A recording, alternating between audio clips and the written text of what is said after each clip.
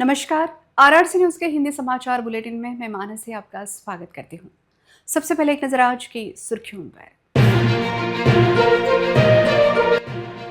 Headlines प्रायोजक RRC broadband, अकोल्यातील सर्वात स्वस्त आणि वेगवान कनेक्शन।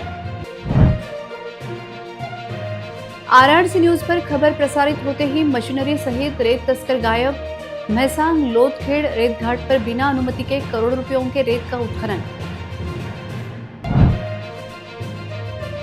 ई-केवाईसी प्रक्रिया पूरी न करने वाली हजारों लाडली बहनों का अटका पैसों के लिए लाडली बहनें काट रही महिला व बाल विकास विभाग के चक्कर।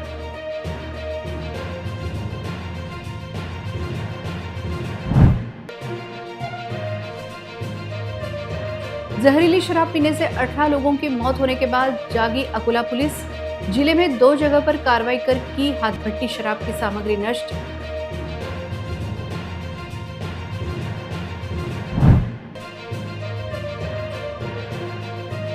निजी प्लॉट के भाव बढ़ने के लिए सरकारी पैसों का गलत इस्तेमाल।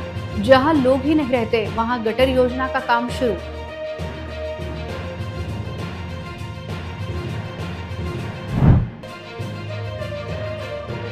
लोहा बाजार परिसर के नाला सफाई की ओर मनपा की अनदेखी। मनपा की लापरवाही का व्यापारी भुगतेंगे खामियाजा। अब समाचार विस्तार से। जिले के रेत माफिया महसांग परिसर से बहने वाली पूर्णा नदी पात्र से बेशुमार तरीके से रेत का उत्खनन कर रहे हैं। बड़ी बड़ी मशीनों की सहायता से रेत का दिन रात उत्खनन किया जा रहा है।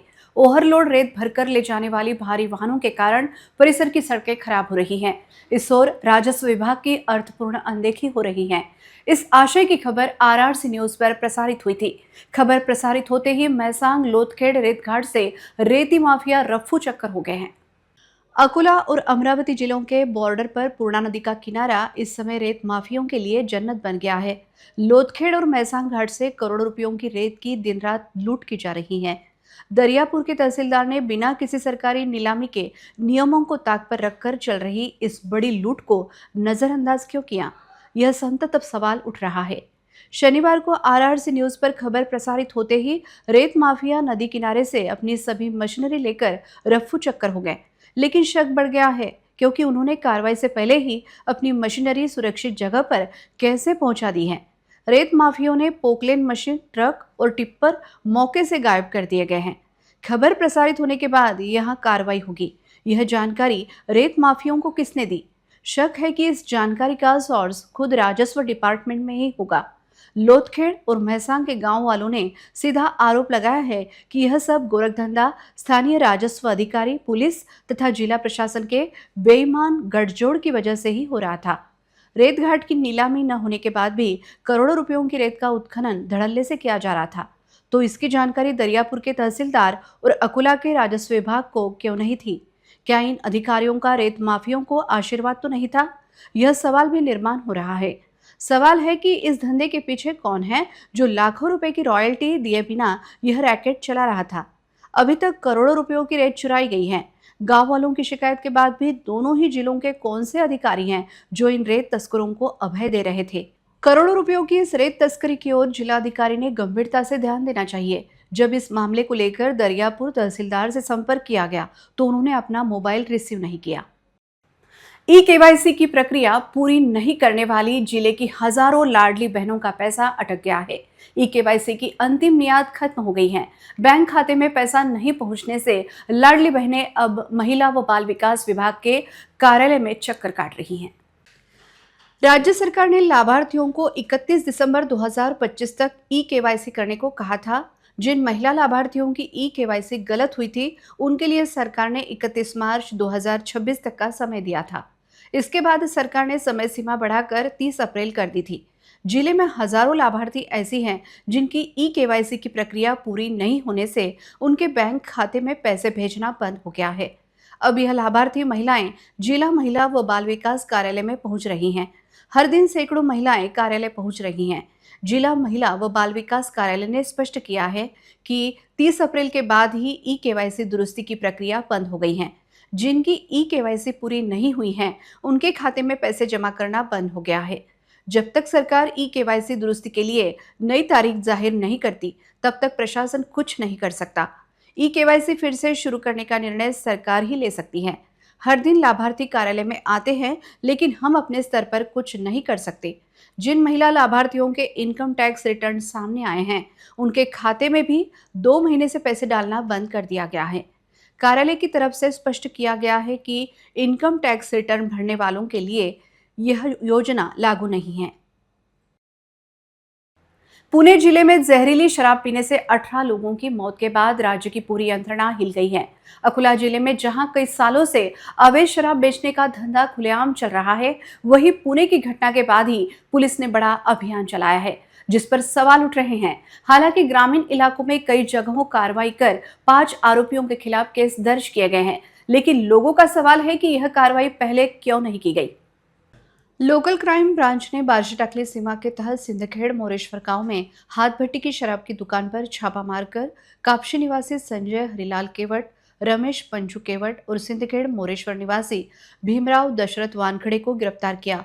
घटनास्थल से 83 कुल 1245 लीटर मोहफूल सड़वा, 55 लीटर हाथ भट्टी की शराब तथा शराब बनाने के लिए उपयोग में आने वाली अन्य सामग्री, इस तरह कुल 2,01,750 रुपयों की सामग्री जब्त की गई।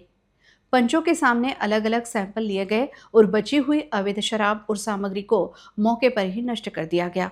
जबकि दूसरी कार्रवाई चांदनी पुलिस ने नवगांव खेत शिवार में की।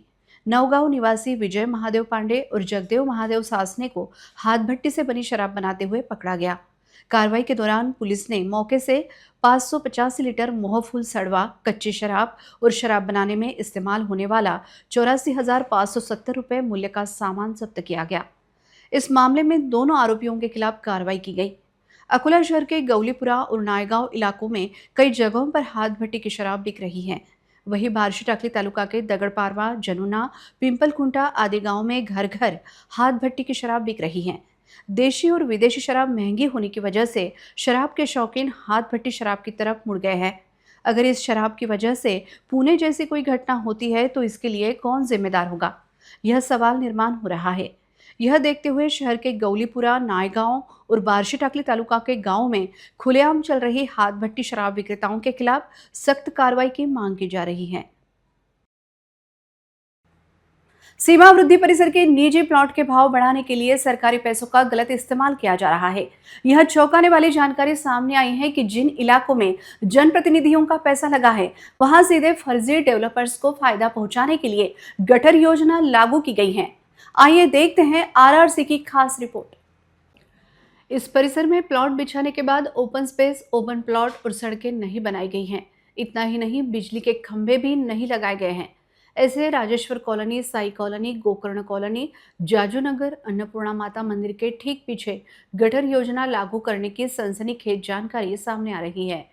सरकारी योजना किस आधार पर ऐसे इलाके में लागू की गई है जहां कोई आबादी नहीं है, कोई लोग नहीं रहते हैं, कोई सीवेज नहीं निकलता है, इसका खुलासा महापालिका तथा गटर योजना का कामकाज देखने वाले अभियंता होंगे करेंगे क्या?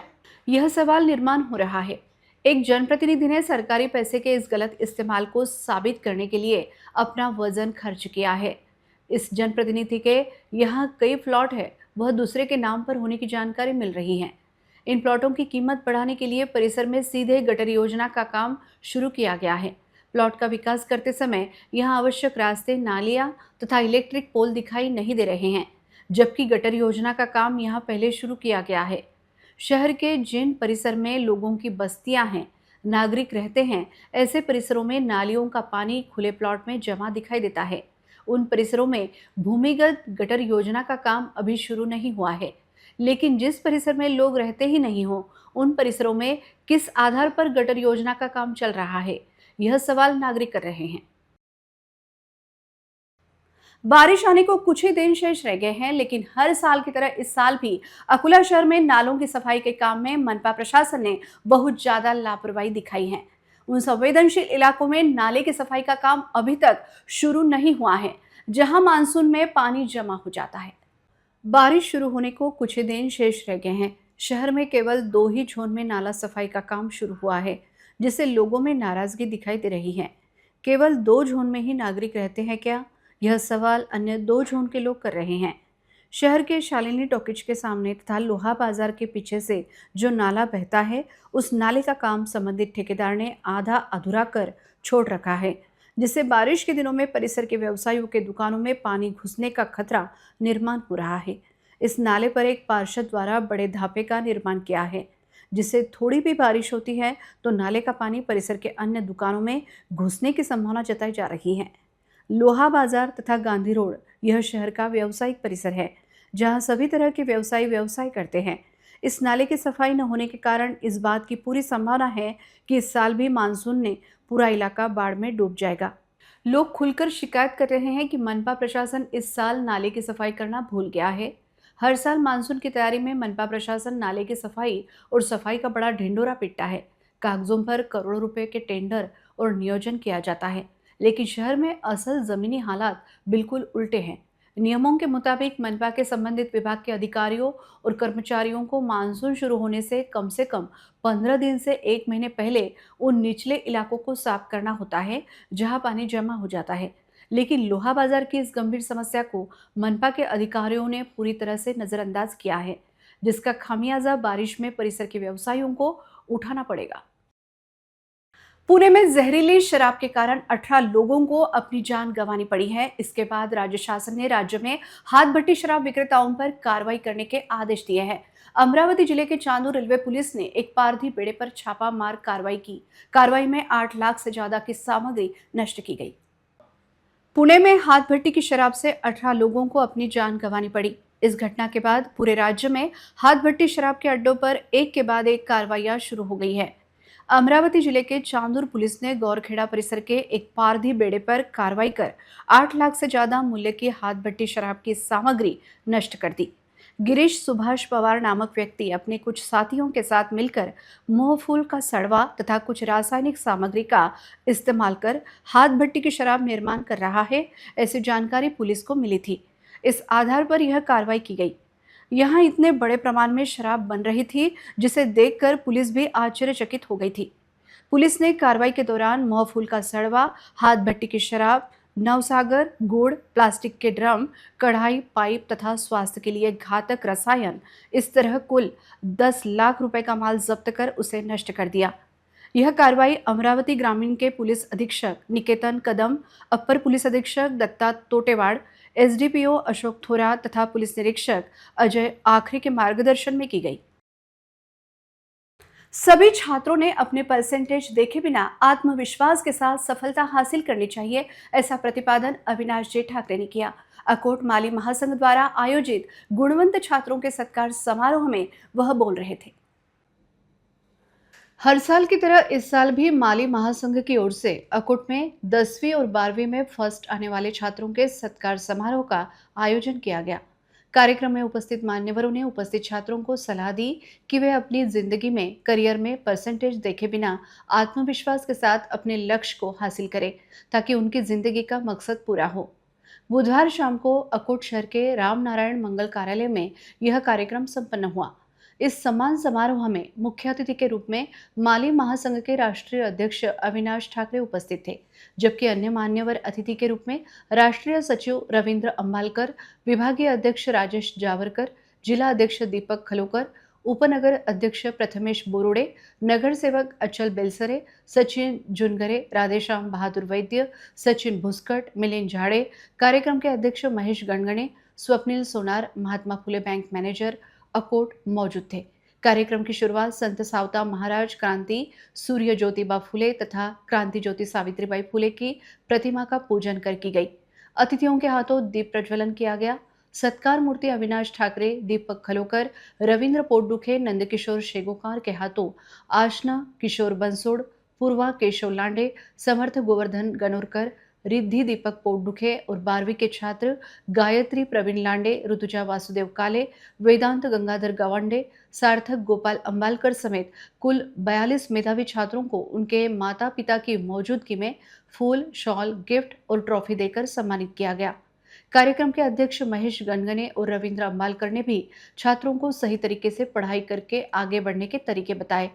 पूरे कार्यक्रम में जगन बागड़े, सचिन बेलोकर, अजय अड़ोकर, नितिन शेगोकर, हर्षल खजबगे, केशव लांडे, अतुल लोखंडे, रविंद्र पोटदुखे, कमलेश यावले, रोहित नाथे का विशेष योगदान रहा तथा विशेष मार्गदर्शक के रूप में नीलेश हड़ोले, नंदकिशोर शेगोकर, केशव बिलबिले, मनोज झाड़े, शांतनु लोखंडे, सचिन बेलोकर, विजय नवले, प्रणीत खलोकर, ऋषिकेश सुपासे, सचिन काले, सचिन सुपासे, मयूर लहाने, सूरज नाथे, अमोल निमकर, अरविंद फुसे, जुगल चिंचोलकर का सहयोग रहा।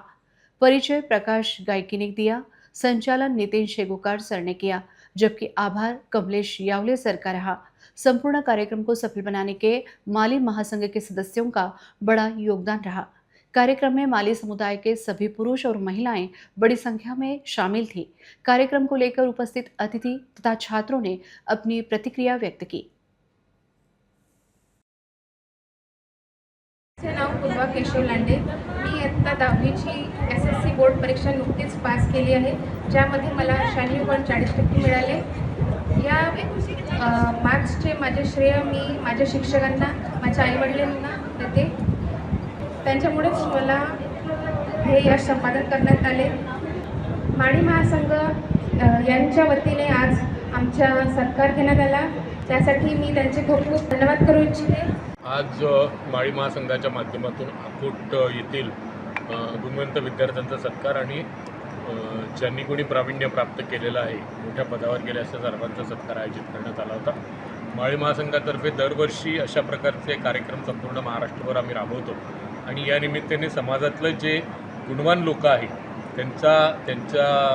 त्यांना प्रोत्साहित करणं, त्यांच्यामध्ये प्रेरणा निर्माण करणं आणि त्यांना समाजापुढे आणणं हे सातत्याने काम या माध्यमातून होतं। तसं साधारणतः गुणवंत प्राप्त विद्यार्थ्यांचा सत्कार करून त्यांना इतर लोकांचे इंटरॅक्शन करून त्यांचं पुढची प्रगती कशी होईल याच्यासाठी सुद्धा अशा प्रकारचं आयोजन आमचं होत असतं। अतिशय उत्तम असा कार्यक्रम या ठिकाणी झालेला। साधारणतः 35 ते 40 विद्यार्थ्यांचा सत्कार झाला, काही पॉलिटिकल लोकांचा सुद्धा सत्कार झाला आणि त्या निमित्ताने समाजाचं एकत्रीकरण होऊन समाजाच्या लोकांचे आपसामध्ये विचारांची देवाणघेवाण झाली आणि हे सातत्याने चालू राहणारे आमचे उपक्रम हे सातत्याने चालू राहणार। पुरुषोत्तम मास में सभी और विविध धार्मिक कार्यक्रमों का आयोजन किया जाता है। पुराना शहर के हरिहरपेट परिसर में शनिवार रात सामूहिक सुंदरकांड का आयोजन किया गया, जिसका लाभ परिसर के सैकड़ों नागरिकों ने लिया। अधिक मास अर्थात पुरुषोत्तम मास में सभी और विविध धार्मिक कार्यक्रमों का आयोजन किया जाता है। अधिक मास में किए गए धार्मिक कार्यक्रमों का बड़ा फल मिलता है। हरिहरपेट परिसर में संतोष शर्मा परिवार की ओर से सुंदरकांड का आयोजन किया गया। इस सुंदरकांड में सम्मिलित होने का परिसर के नागरिकों को सौभाग्य प्राप्त हुआ। श्रद्धा, भक्ति और राम नाम के संकीर्तन से परिपूर्ण इस पावन आयोजन ने मन को गहन शांति और आध्यात्मिक ऊर्जा से भर दिया। श्री सुंदरकांड पाठ के माध्यम से प्रभु श्री राम और बजरंगबली के आदर्श भक्त सेवा, साहस और समर्पण का स्मरण हुआ। देखते हैं इस सुंदरकांड की एक झलक।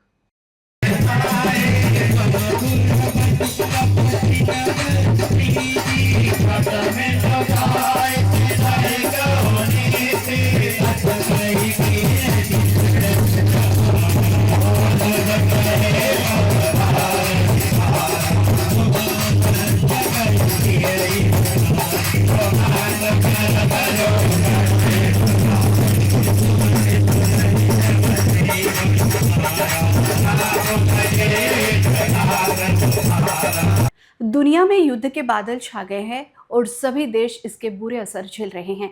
देश में धार्मिक सद्भाव बनाए रखने और उसे बढ़ावा देने की बड़ी चुनौती के बीच अमरावती के लोगों ने शनिवार 30 मई को विश्व शांति के लिए सामुदायिक प्रार्थना समारोह का आयोजन किया।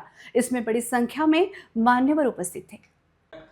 राष्ट्रसंत तुकडोजी महाराज की ग्राम जयंती के मौके पर युग प्रभात फाउंडेशन और सामुदायिक प्रार्थना समिति की ओर से अमरावती के पंचवटी चौक स्थित डॉक्टर भाऊ साहेब देशमुख के पुतले के पास विश्व शांति के लिए सामुदायिक प्रार्थना समारोह का आयोजन किया गया।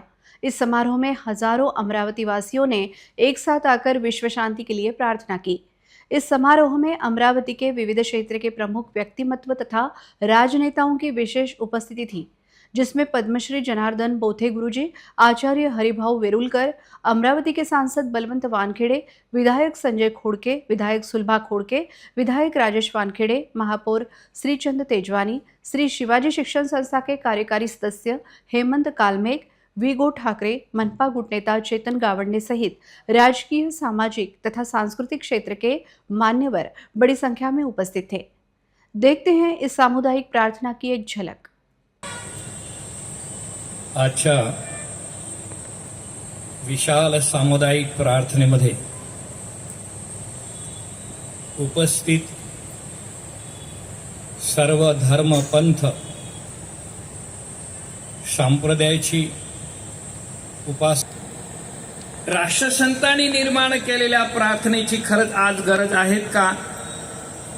किंवा आपण आपल्या देवता किंवा प्रार्थना ज्या समोर रेटत आहोत, आपण आपलं मोठेपण सांगत आहोत। वाशिम के मालेगांव तालुका के तामसाला के किसान ने लाखों रुपए लगाकर 550 संतरे के पेड़ लगाए थे, लेकिन इलाके में पानी की भारी कमी और बाग को जरूरी पानी न मिलने की वजह से पूरा बाग सूखने से उखाड़कर फेंकना पड़ा है। इससे किसान संकट में घिर गया है। वाशिम जिले में बढ़ती पानी की कमी का असर अब संतरा बागों पर भी पड़ने लगा है। मालेगांव तालुका के शिरसाला के किसान विजय इंगोले ने 2.5 एकड़ खेत में 550 संतरे के पेड़ लगाकर बड़ी मेहनत से संतरे का बाग खिलाया था। उन्होंने इस बाग के लिए करीब 3 लाख रुपए खर्च किए थे, लेकिन इलाके में पानी की बढ़ती कमी और सिंचाई के लिए कुएं में पानी न होने की वजह से बाग को जरूरी पानी नहीं मिल सका। परिणाम स्वरूप संतरे के पेड़ सूखना शुरू हुआ था और आखिर में पूरा बाग सूख गया। 5 साल की मेहनत, लाखों रुपए की लागत और भविष्य की कमाई की उम्मीदें एक पल में खत्म हो गई। अब किसान के लिए इन सूखे पेड़ों को उखाड़कर फेंकने की नौबत आ गई है। नतीजतन किसान विजय इंगोले फिर से मुश्किल में आ गए हैं। काय परिस्थिती आहे? कशामुळे तुमची बाग वाळली? आमची बाग पाण्याअभावी वाळलेली आहे। पाणी पूर्ण विहिरीचा जलसाठा संपला, उन्हाळ्याचं तापमान जास्त झालं त्याच्यामुळे पूर्ण बाग वाळलेली आहे। 70% जवळपास वाळलेली आहे। याच्या अगोदरचा सर्व पूर्ण 3 लाखापर्यंतचा खर्च सर्व आमचा वाया गेलेला आहे। ड्रीप असेल वगैरे सर्व लावगड खर्च हे सर्व वाया गेलेला आहे। आता ती उपटून टाकण्याची वेळ आलेली आहे। शासनाने याच्यावर काहीतरी तोडगा काढावा आणि आम्हाला काहीतरी आर्थिक मदत द्यावी ही आमची मागणी आहे। अंत में एक नजर आज की सुर्खियों पर। हेडलाइन्स प्रायोजक RRC ब्रॉडबँड, अकोल्यातील सर्वात स्वस्त आणि वेगवान कनेक्शन। RRC न्यूज पर खबर प्रसारित होते ही मशीनरी सहित रेत तस्कर गायब। महसांग लोथखेड़ रेत घाट पर बिना अनुमति के करोड़ों रुपयों के रेत का उत्खनन। KYC प्रक्रिया पूरी न करने वाली हजारों लाडली बहनों का अटका पैसा। पैसों के लिए लाडली बहनें काट रही महिला व बाल विकास विभाग के चक्कर।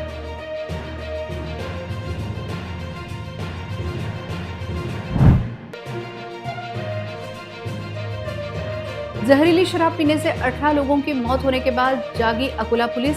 जिले में 2 जगह पर कार्रवाई कर की हाथभट्टी शराब की सामग्री नष्ट।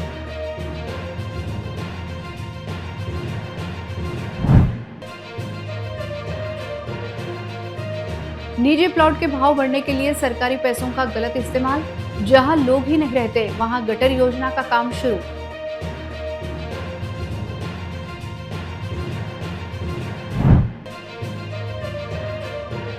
लोहा बाजार परिसर के नाला सफाई की ओर मनपा की अनदेखी। मनपा की लापरवाही का व्यापारी भुगतेंगे खामियाजा।